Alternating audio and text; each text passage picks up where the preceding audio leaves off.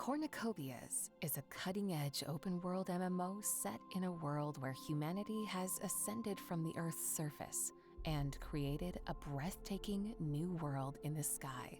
This fantastical realm is a system of floating islands carved from the land we once called home, now encased in radically advanced dome-shaped structures suspended high above the clouds.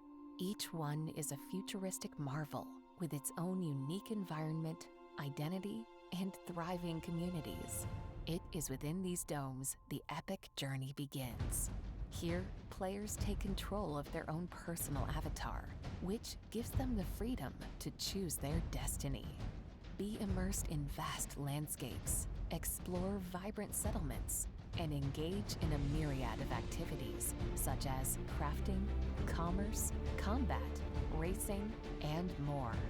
Welcome to a world where the sky is no longer the limit.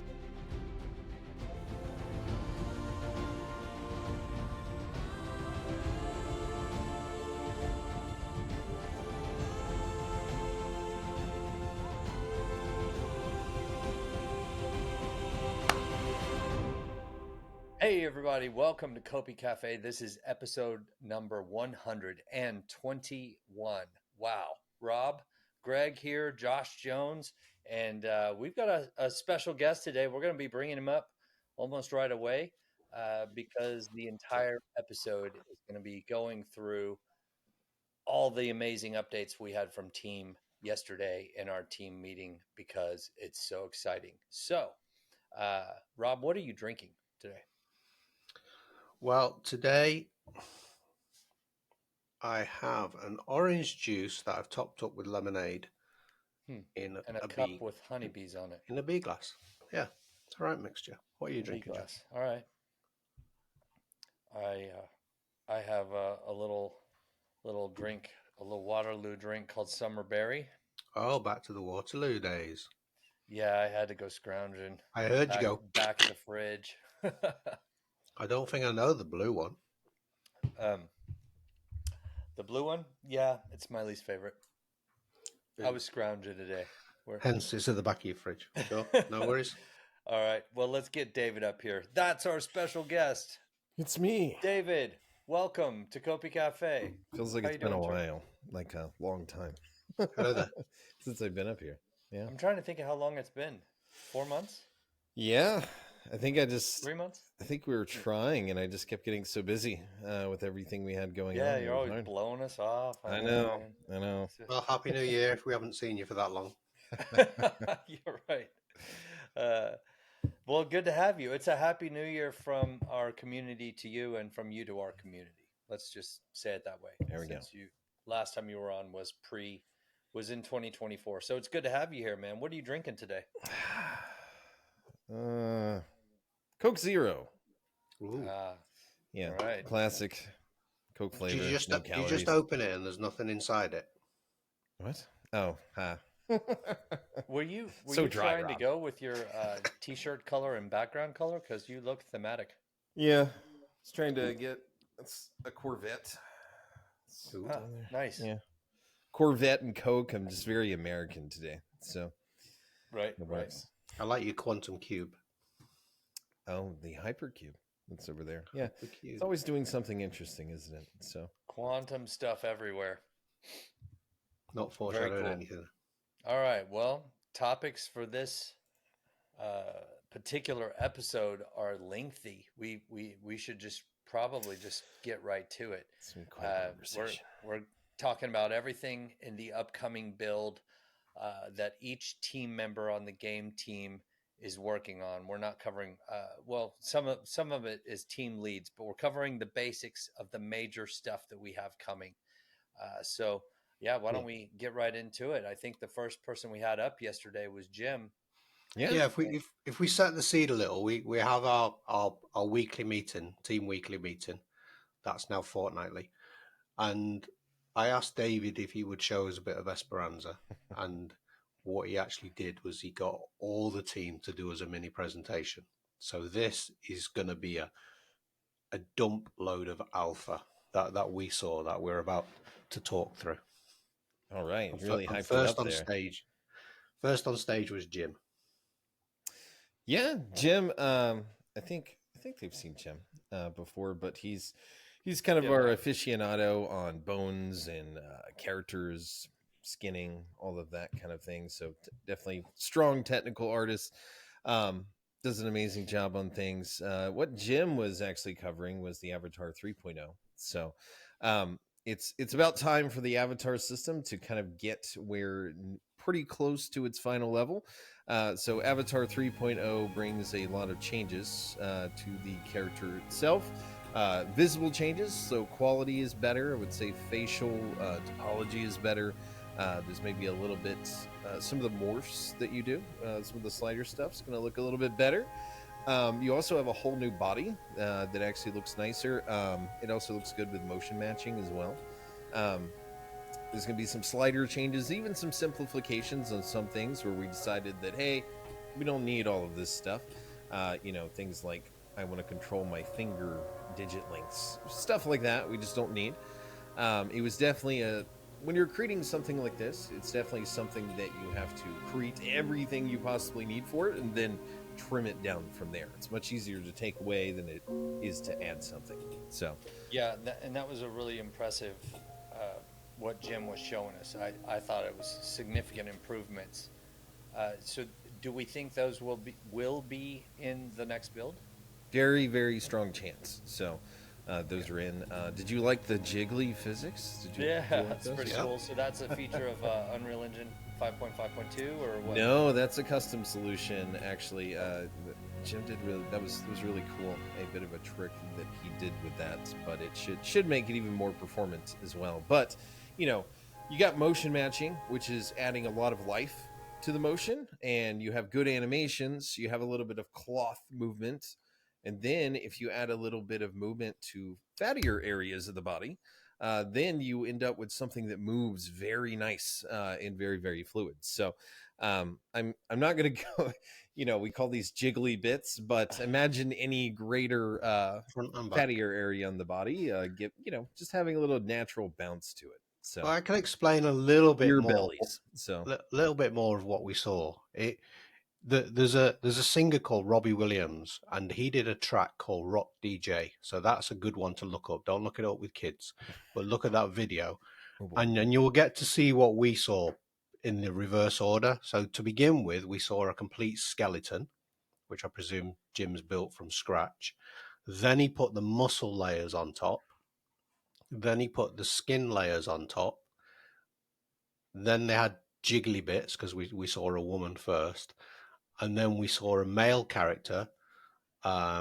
He had, I'd like to say something from Amazon. So he had an Amazon package. So we've completely rebuild, but you're not going to see any of that because how you explained it is on top of that you're putting, is it the new breaker suit? So currently characters can be naked in game, but that will never happen because you're going to build all those up, and then the bottom layer that in a worst case scenario is going to be the breaker suit. Coming up to finishing the avatar mesh itself and what it needs to do, we can now start joining our clothing items to the actual mesh itself. That's gonna save us in the way of polys, deformation cost in game. We can have more things on screen, and it does give benefits like I didn't suddenly become naked for 2 seconds while things were clogged up loading in. Yep. So some people might like it, but we're getting rid of that. You said that adding the jiggly effect might have improved performance. How is that?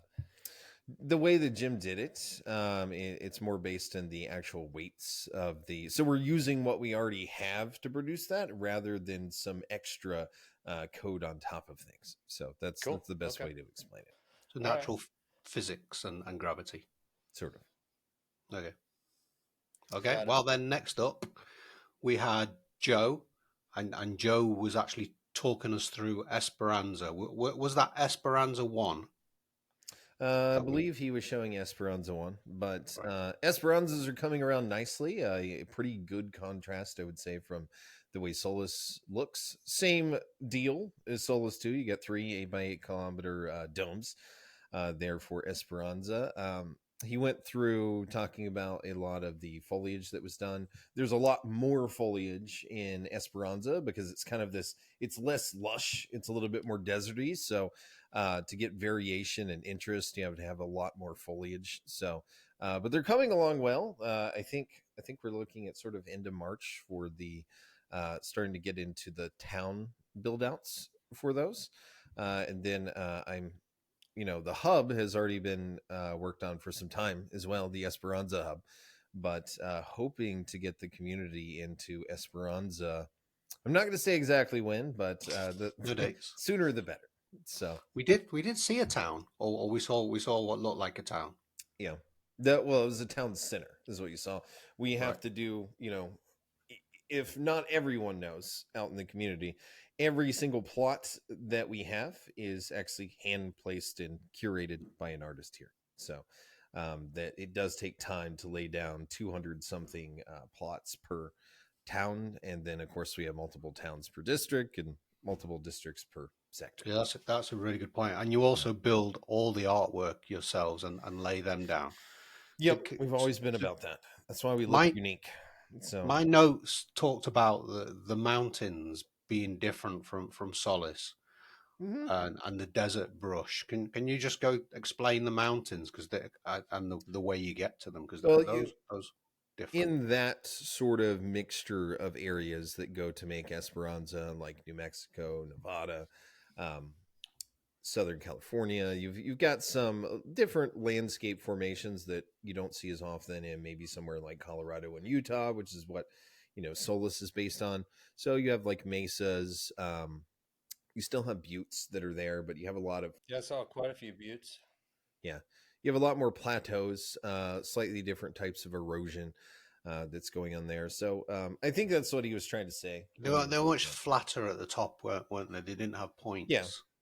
And it's not to say that you couldn't put somebody in either one of these areas in real life and have them almost literally look the same in some areas, but we have to make some aesthetic differences, choices, just so gameplay, just game-wise, they feel different when you do it. And lots more trees as well. I was interested in trees because Solace has got some really nice. I saw a lot more variety in the vegetation. You have a lot less forest. Joshua trees, yucca trees, but you have some of the stuff that I was sending you pictures from when we went to Cabo, which I was happy to see. Hopefully some of those pictures helped. I don't know if they did or not. Yeah, no, there's a lot of that kind of stuff, the unique looking stuff. There's less of the foresty stuff. That's more for Solus. So yeah, that looks amazing. And then you partway through all three of those builds, aren't you? Esperanza 1, 2, and 3. Yeah, they were all done in parallel. So now that our team is bigger, Solus was a lot harder because we didn't have as many people, and we were figuring out UE5 and navigating a lot of difficult problems to try to figure out what was going to work for Cornucopias. So that's why Solus took a lot longer. But Esperanza, we got things down. We've got our workflows, and we got more people. The workbox system is being utilized again, correct? Yeah. So it's great. We always use that. Yeah, it's great. So Jim came from the characters and creatures department. Joe came from Environment and Props 1. Environment Props 1. So next we had representing. Catherine came up next. She actually showed us a glimpse of Esperanza, which is different from Esperanza.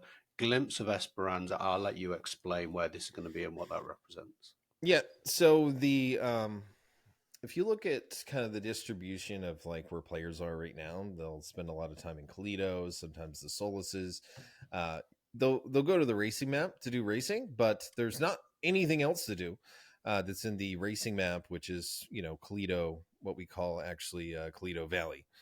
Could do Rumble Ball racing. There is a bit of Rumble Ball, but you also got that in the outer Kalito area. So there's a whole extension that's being added to the pavilion area that you can make your way over to Glimpse of Esperanza, which is reminiscent of Glimpse of Solus. People got used to seeing that for quite a while. A little bit more of a permanent installation with this one. Fits the desert landscape that you already have in Kalito. But it's bigger than Glimpse of Solus was, and the community will be able to get a feel for Esperanza in this next release that's coming out. So it's cool. I thought it was cool how she started with where in Toledo Valley you would start out and how you would get over to Esperanza, or a glimpse of Esperanza and the shooting range. Yep. Pretty cool. I think Jillian is next, correct? I believe it was Jillian. Yep. Oh yeah, we're moving on. Yeah, we can move on. So Jillian, which department's Jillian from? Characters and creatures. Characters and creatures. So another from there, and she talked about animals. Mm-hmm. So these are all lined up. So I've got them wrote down. I thought it was great how we did some close-ups of them. And what was that feature called? Yeah, you've got them lined up. I know we'll go through each of them, but what was that feature called where you could do a close-up and you can show more that she was talking about? She said she had it on the Quantum Bear. Oh, she was talking about micro details. So micro details, right? We use, for when you're designing a creature, like for game development, most times, Cicely, if you want them to be pretty unique and special, you're going to use something like Substance Painter to do that. You're going to have a unique material set, but something that we also add into those materials is a little bit of procedural work that provides a detail that the artist wouldn't have done before. So, if you do have a grizzly bear in your face and you're about to leave this world because you've made very poor choices, you might get to see some nice details on its face before you make your way out of here. As if you're going to be slowly like checking it out. Yeah, I got right close to the mouth. Grizzly bear's about to take you out. You're like, oh, you got something on your nose there.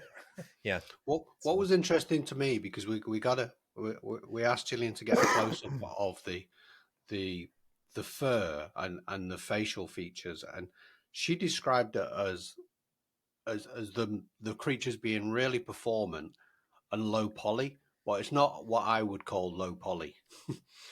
Yeah, true. Yeah, I was curious. She said low poly there too. Yeah. I mean, they're efficiently polyed is probably a better way to put it. Yeah, this isn't World of Warcraft. We're not having bears running around that are 5,000 polys. So it's definitely a little bit, but Cornucopias itself, we're aiming for the future here. We're building for the future, so we're definitely going to try to make sure things look like they have enough detail. She said about 100 to 150,000 polys. Yeah, it's for like a large animal. So, wow. But we also have skeletal nanite now. So there's some testing going on for that. In some cases, we might want to use traditional odds or use the nanite algorithm, but it just kind of depends on how much control we want and various other things. So you can afford, and there's some consideration for population, like deer, because you would have a large flock of deer. At some point around, and you have more of those on screen at once, your budgets are lower. But if you got a grizzly bear, you don't have that many of those that show up at once. So, you have a little bit more budget for polys there. Right. And they're not going to show up. The animals aren't walking around. There aren't 50,000 bears running around Solace at any given time. They're going to come up procedurally or automatically based upon your proximity or something to that proximity, spawning locations. We also have to, of course, cull them and stuff when you're not looking at them. But there's a lot of work that's going into animal behavior. Yeah, the culling helps to make it more performant as well. Yeah. Okay. Cool. So from left to right, then we saw a bear, then we saw a deer. I think it was a white-tailed deer. Yes. Then we saw a mountain lion. Then we saw a grey wolf, then a coyote, then 2 fox variants, which was quite interesting. So you got like a red fox and a grey fox, is it? Or... Yeah, I think it was I forgot what the name of the more rare fox color is, but it could be a grey or a black fox.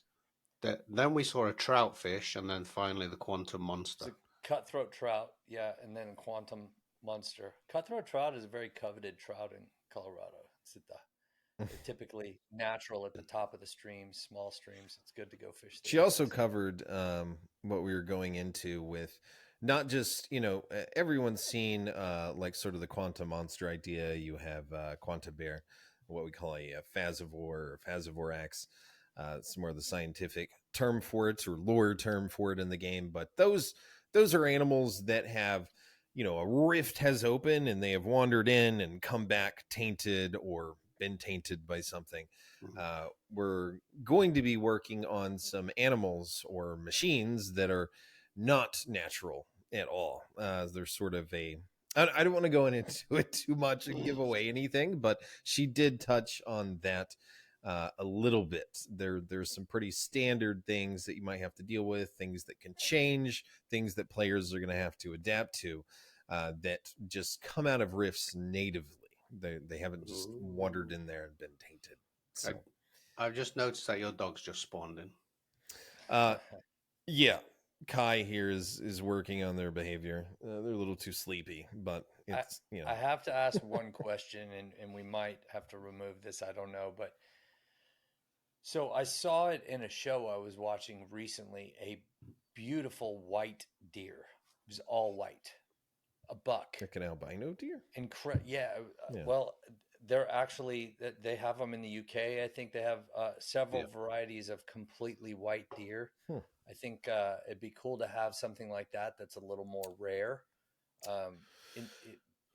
Because we've already got the structure, it'd be easy to just change. Well, I did have a conversation with Jillian about that. We talked about rare versions of certain things. You kind of see that with the fox as well, but there's going to be a lot of variation on animals. It's right now is all about kind of when we create an animal, it's all about let's create the alpha, usually the alpha male, the biggest version of that animal, and then we're going to have a system with some bone movements and scaling and morphing that will make the female version of that will make the cub version of that. So it's killing several birds with one stone.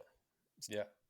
Cool. Not literally not animal combat. So which of these animals will be in the next build? I don't know yet. I don't want to say specifically on that because it's not just about having the animals. It's about having we have animal behavior and all of that stuff working. You guys have seen some of that, but there's also a lot of animation work that has to be done for those too, for it to look. Well, actually, we did see some of the animation work. I believe. I forget who showed that. We're going on to that now. We'll go on to that. So the animals are all coming. None of that is pie in the sky. So next we saw Kai. Kai is from the programming department, and he showed us some of the AI animation logics, but not AI what people might think of the latest. Not the nowadays AI, but dumb AI from games. And Kai's from our art systems department, but he's done some incredible work. You can see the bear going around, essentially getting hungry, showing interest in deer. That's one thing I want to highlight is that you don't see a lot of this in MMOs or other games. This almost seems like a Red Dead Redemption level detail, Rockstar detail kind of thing, but you're going to be able to observe natural animal behaviors. Main combat, I think as a player, you're mainly not going to want to just get up in the morning, go out in Solus and start hunting down lots of the wildlife. Some will, but probably very few. There's much bigger problems to worry about combat-wise. So if you come up on a grizzly bear, just like real life, well, it might have some grizzly bear behaviors. Don't get near it. Don't poke the bear. And the bear might be fine and just go about its thing. I've heard grizzly bears don't actually like the taste of people that much. So oftentimes attacks come out of them just feeling threatened. So unless they're, terribly starved. So you're going to be able to observe some natural behaviors. You might see a bear chasing after a bunch of deer and doing its normal thing outside of the player. I feel like in MMOs, animals are very one-dimensional. They stand in these little just hordes. You go up and almost treat them like you're just picking cabbage in it's kill this one, take it, kill that one, take it, and there's nothing interesting about them at all. That's not going to be the case for Cornucopias. We actually saw that. We shot the bear at first. He didn't go after the animals. He came over to kind of like the character, and then which showed some instantly, interest. Yeah. yeah, then Yeah, just that was lost awesome. interest. It was slightly like sniff, and it was like, I don't know. I Yeah. think those Yeah, I'm not deer interested would in taste you. better. Yeah. Then went over to the deers and actually circled one of them out, and then they went off Yeah. into the So distance. the AI there is in development, Yeah. basically, and yeah. I mean, it pretty much works. We're just getting through all the animal behaviors, and then what probably takes a little bit longer is the animations, and we're doing animations for other things right now. So sometimes that pipeline gets a little bit clogged. So, Well, I've seen animations for the bear. I've seen animations for the mountain lion. We saw the animation for the mountain lion yesterday. mhm. So I guess some of those are done, and if the AI is done, hopefully we can get a few of these into the game. That'd be pretty cool. But Possibly, yeah. There's a lot of other animations. the game, I meant the next build. But yeah. Hopefully, yeah. we'll see. Yeah, they're obviously going in the game. Cool. Are we going to go into the city mesh, Rob, or Yeah, well, next was Tobias, the and airport? he showed us the Toledo International Airport. Yeah. So, community members have probably seen a little bit of the work in progress of that area. That was definitely, I think last release, I did leave some notes about it, but they might start seeing things that are a little bit more work in progress, because when you're working on something so large that's within a main gameplay area, they just have to kind of see the progress as it goes on. So I think we had the early version of the airport there. And then Tobias was showing off some of the like huge scales inside, and he had little people figures to show. I mean, these are like large, like Star Wars style hangars, and for folks that own an Atmos, he was showing the pads that you would come in and land on. It was very, very cool. So, and there's a certain amount of storage beneath, correct, for all the different vehicles? yeah. So everything from your smaller vehicles like bubble jets up to your big ones like the Atmos. It's, you've got these platforms that a player would land, get off their ship. It gets taken underground, put into storage. You would also have the Nexus Aero system that they go and access. They call their specific ship, and then they go to the pad to actually pick it up. That's interesting. Yeah, so you go to the Nexus, you call your ship, that'll appear, a platform will come up, the player then gets on their vehicle, then takes off, and actually leaves Esperanza or Solace, and then they'll be able to fly using the world travel system that we're working on. Toledo area will be the first one that we do this with, and it will be testing. Believe it or not, we use the community for testing things and getting feedback. And the first thing we'll do is like, hey, you can get your ship out, show off people your ship. This won't be in the next release, by the way. But then we'll see if we have any issues with that. In the release after that, we'll say, hey, you can get your ship out. Now you can fly around Toledo and the surrounding airspace. And you might be able to teleport, through a cloud gate to Solus as well, into that airspace. Did you say it will be in the next?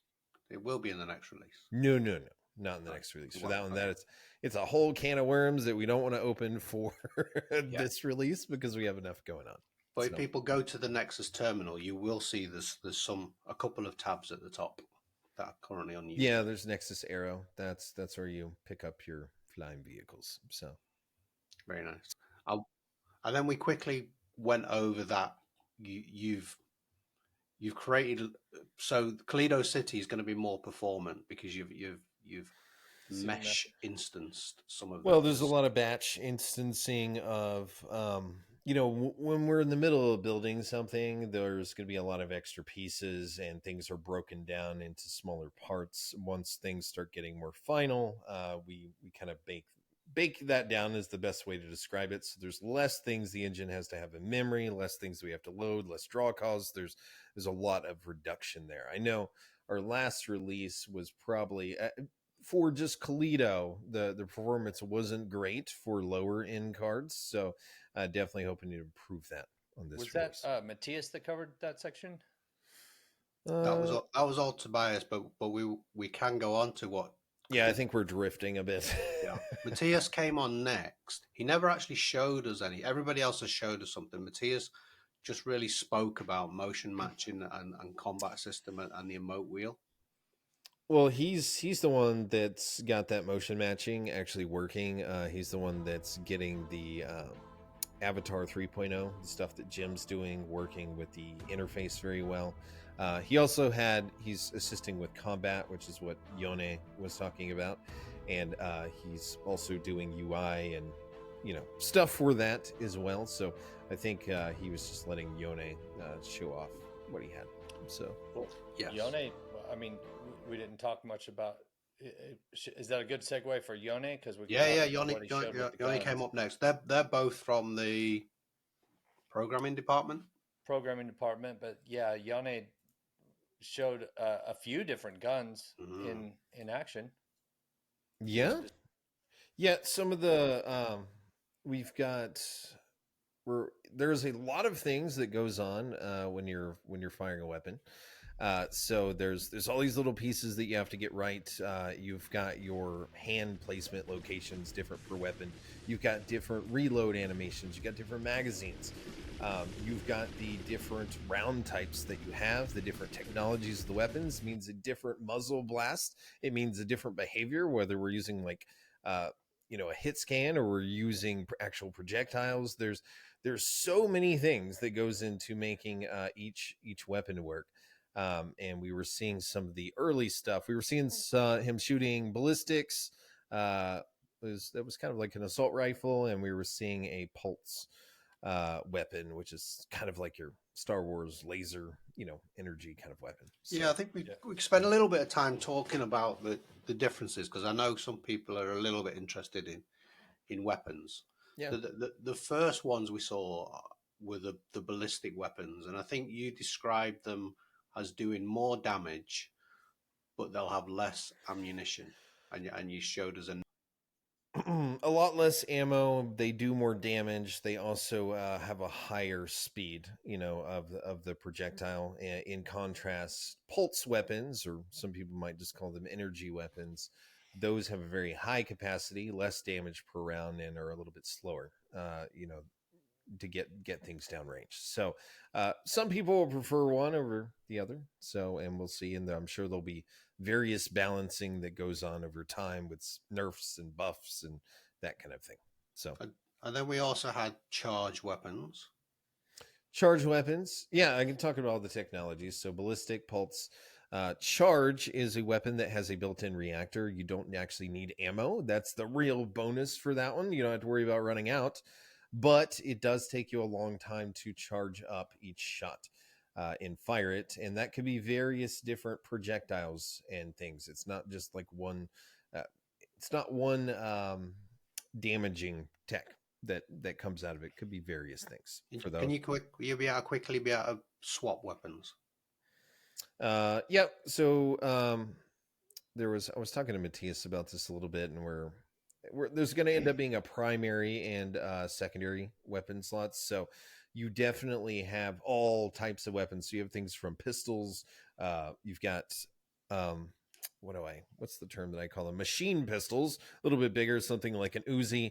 And then you have your submachine guns and all the way up to assault rifles, then machine guns. So you got a lot of different things. We have to kind of split those game balance reasons. So a player can carry a secondary weapon like a pistol or machine pistol, quick draw, possibly some submachine guns, and they'll also be able to carry a primary. Some things might change about that over time, but what's the switch?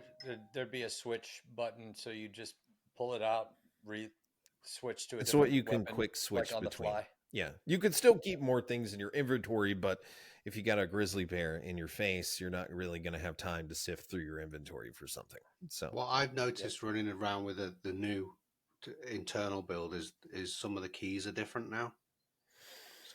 Yeah, that's probably well, we have something like that goes on. It's because we had to arrange things because of a new system like combat coming in, or we made a mistake, or also some cases it could be a bug.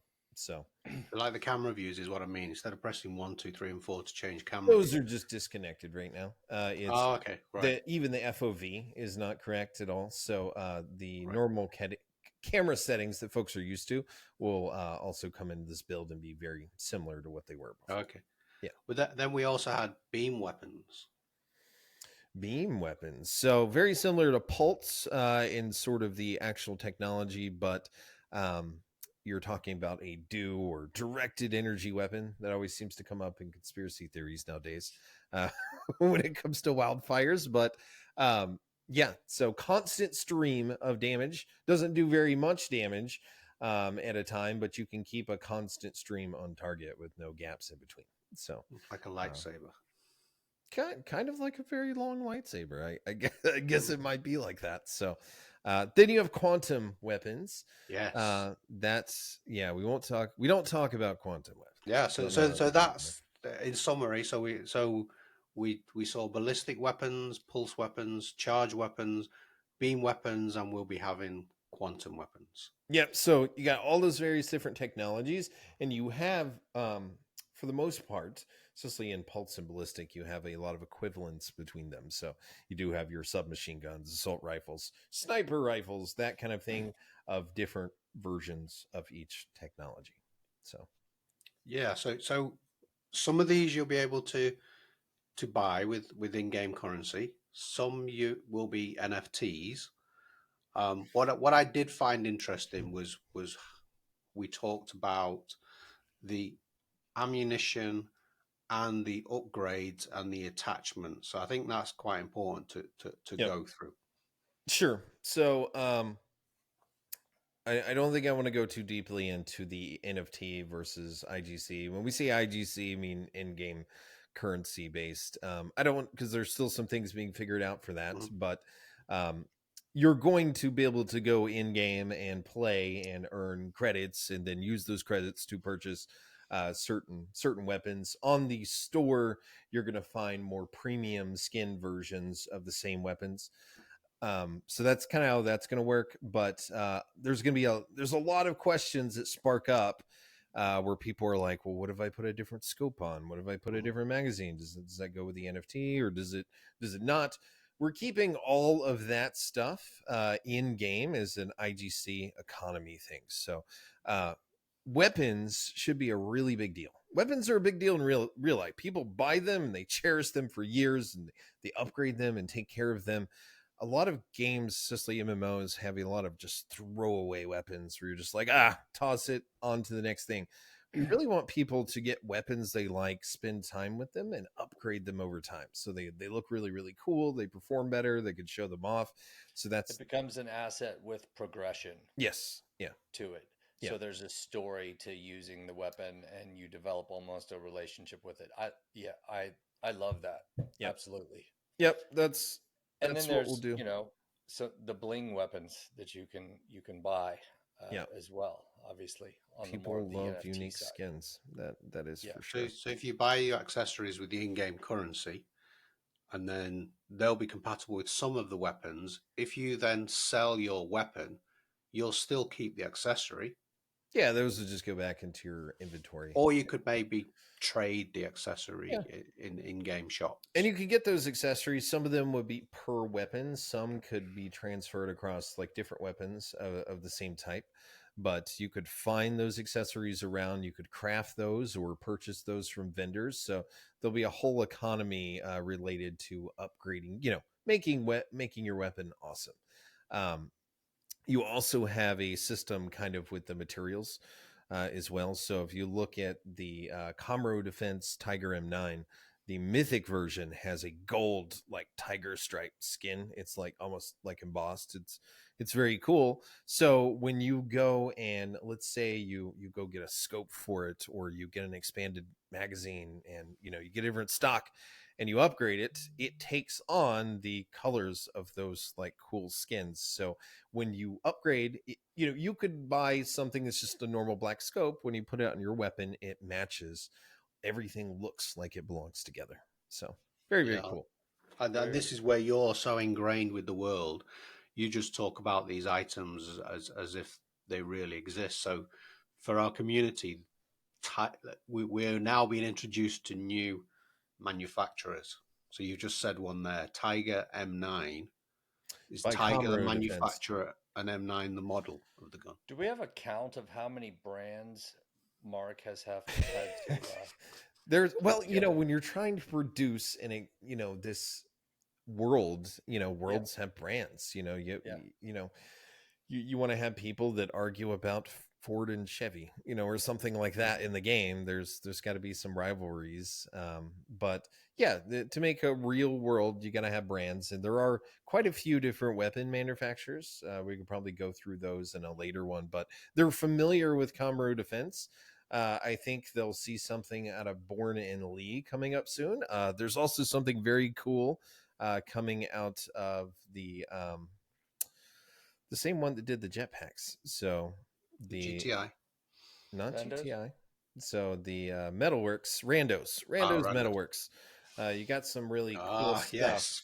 Randos can actually, they're based down on the surface actually, and they can actually find relics or things that were pre-calamity era that they can actually repurpose for fun uses.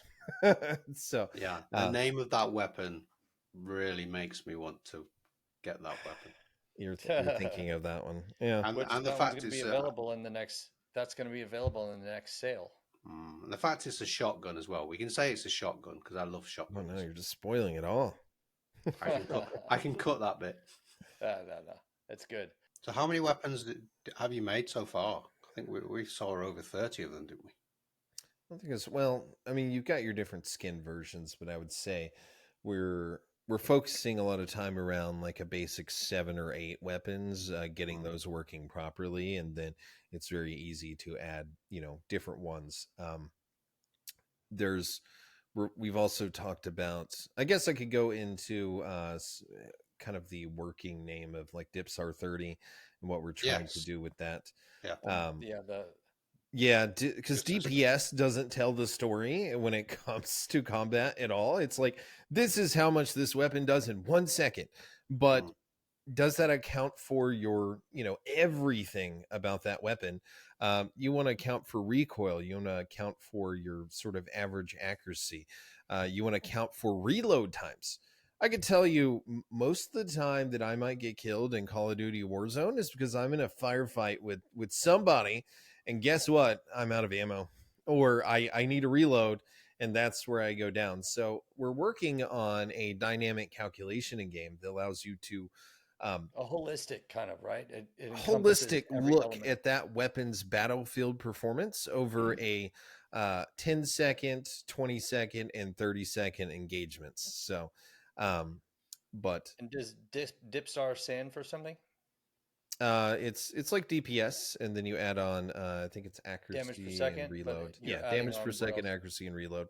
So the 30 was the original for the 30-second battlefield engagement, but we'll see what we end up doing with it. That's the working name right now. Dipsar 30 kind of sounds a bit tactical, but we're trying to go beyond just showing DPS because it does not tell the story.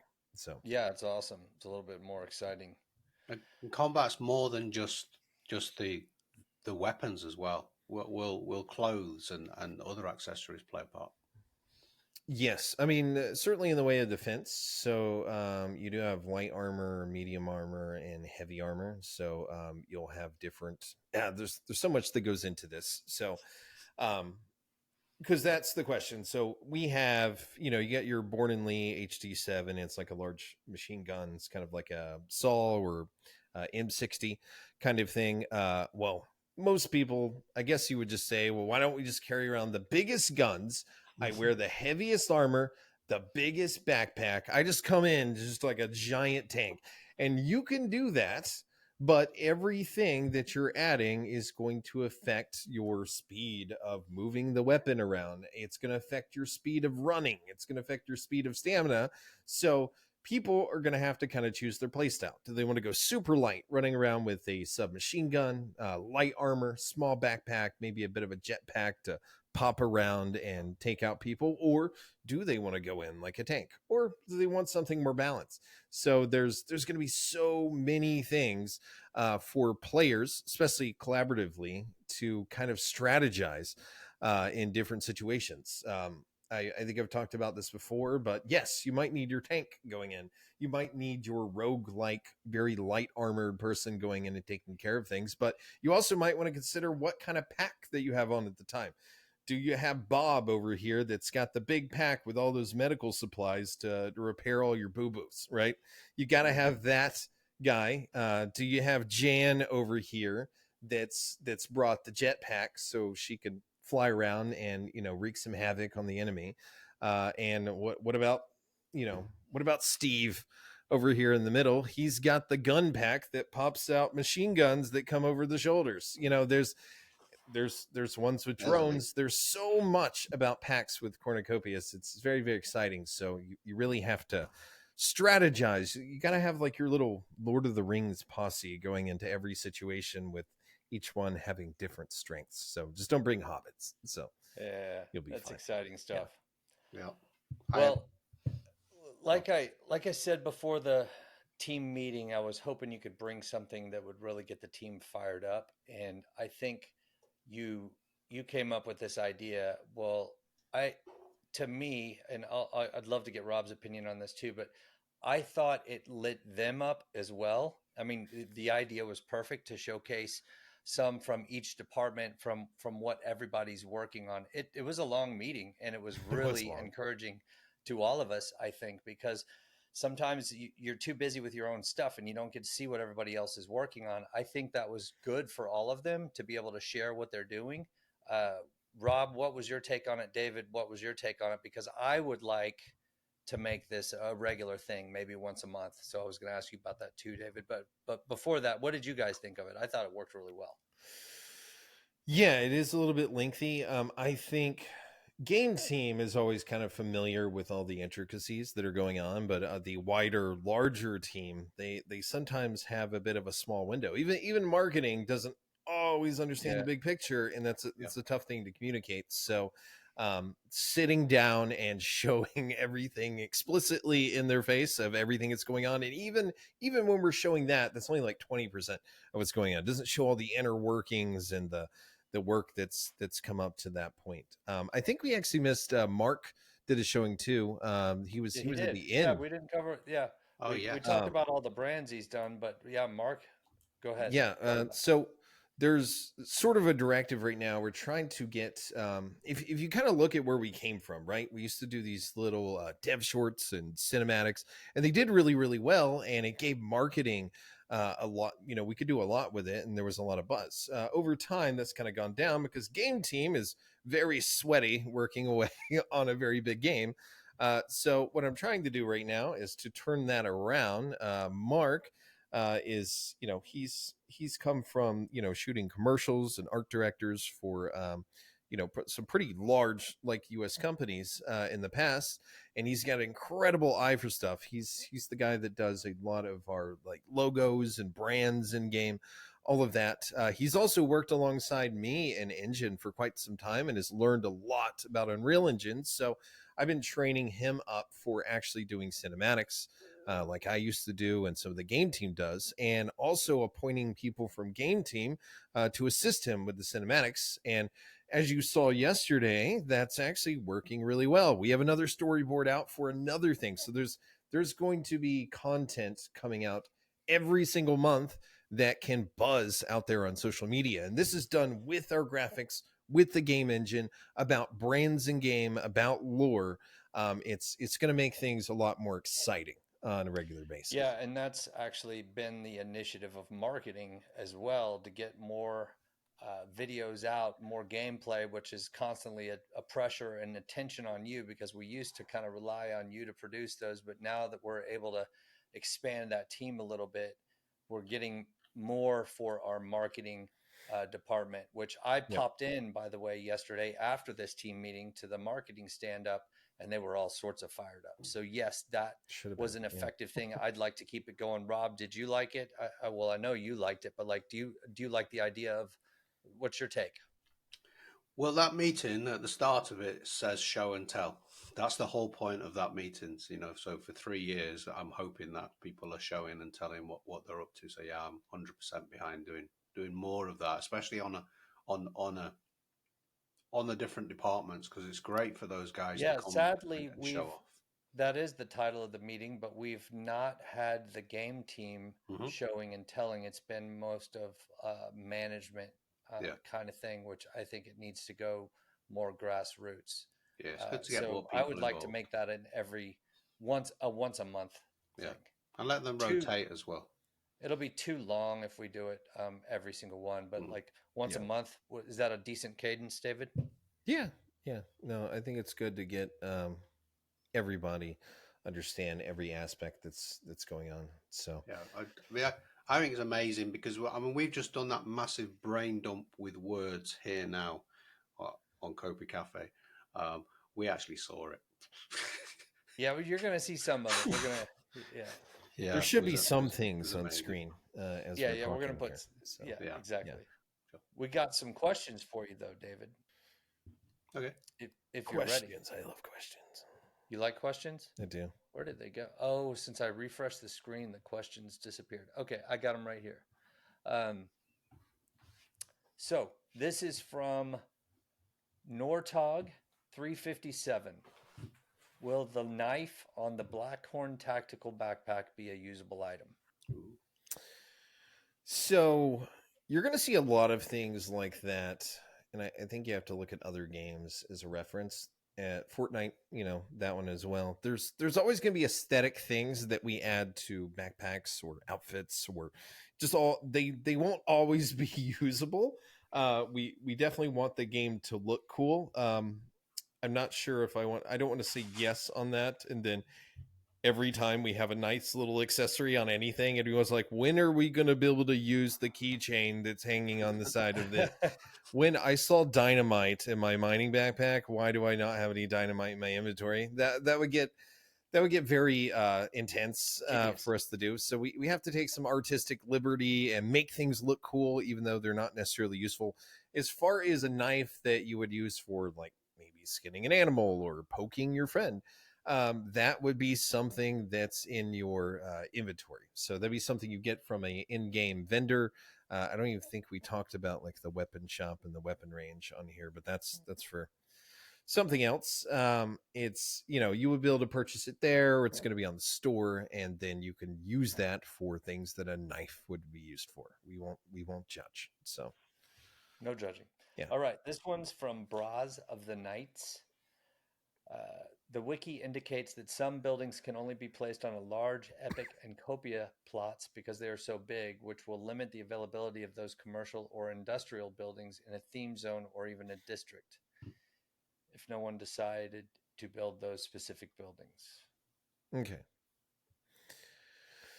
So when it comes to that, sure, what if players haven't built a certain thing? So maybe a level 5 crafting building of some sort is like not available. Not true. It's always available. So you have all of these towns around in different sectors. There's always going to be one town that near the town center, it's going to have access to these kind of facilities. I'm not sure if that goes all the way up to 5 on the level right now, or how we're going to limit that, but you might have to travel a bit. If you need a steel mill that's like a level 4 and nobody has one, and you don't have the resources to build one, then you might have to travel over to some area in Solus, some town, to be able to use it there in the meantime. So things will be always available.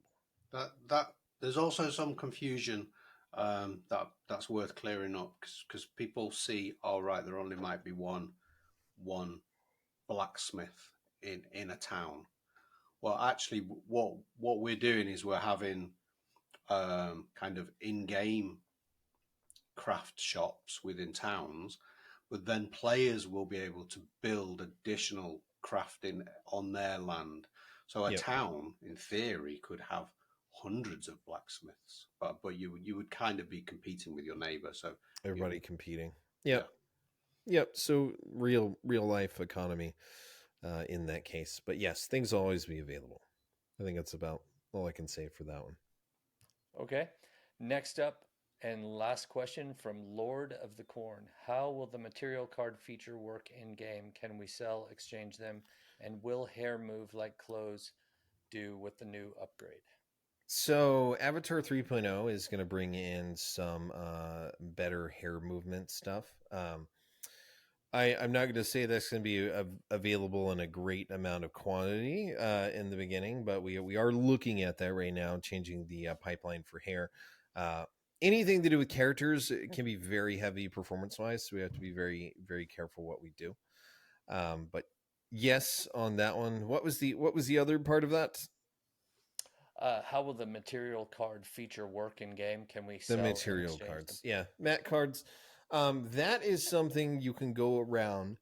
Excuse me, and you can actually collect these. So you, in some cases, but let's say there's an outfit on the store that you bought. You get a mat card that goes with that, and let's say that one day you're like, oh, this outfit looks really cool on the store, but I don't like the color.